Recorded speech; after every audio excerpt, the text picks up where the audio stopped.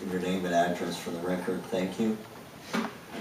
My name is Kim Carrell-Smith. I live at 833 Carlton Avenue in Bethlehem.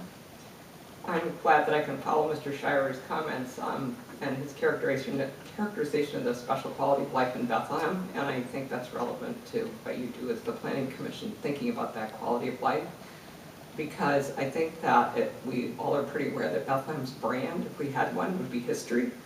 And I think that eliminating historical pieces of the streetscape bit by bit and replacing them with high-rises may miss that fact, supported by research and data that historical architecture and historical streetscapes are economic drivers for cities, and I'd be happy to provide you with some citations and some articles and data about that.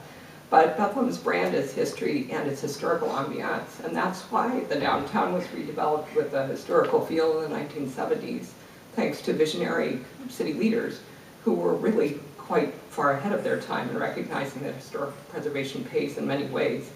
I think the New Street developers' idea of demolishing this dignified brick twin, although it may be only partially occupied now, I'm sure that could change, but this dignified twin that was built around 1900 to replace it with a glass and metal luxury high-rise apartment, although perhaps appropriate for other communities and maybe other places in Bethlehem, it's not in keeping with what makes Bethlehem's downtown area, whether south side or north side, unique and appealing place.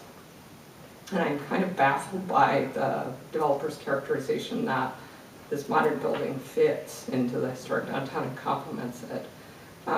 Clearly, we're probably all in consensus that the One Bethlehem Plaza building, that bank building, built in 1974, when no one realized that historic preservation as an economic driver is not a great precedent or something to cite for either the value of modernism or the scale in this area, because of this being a 6-story apartment. The property's close to this historic district by about half a block, and it could either contribute to the historic brand of Bethlehem or it could take away from it. And I think the design, to me at least, clearly does the latter.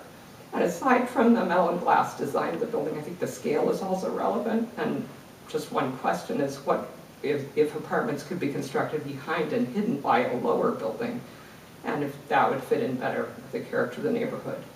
And although a lot of people like to cite new urbanism as a reason for urging density and pushing density, I think currently most planners would agree that we're kind of embracing a new urbanism these days, where it calls for a thoughtful density that fits into the character of a neighborhood.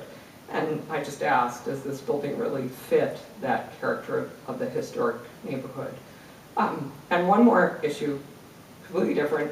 I think we're all aware that the Parking Authority is actively discussing either demolishing the Walnut Street garage or closing portions to redo it. So I think that would not provide all the spaces, at least for some time, and I think that timeline is a little indefinite, so just maybe part of your consideration. But based on these issues, I think I would urge you to reject this proposal as it's currently designed, because it doesn't contribute to this area in Bethlehem. Thank you. Any other comments?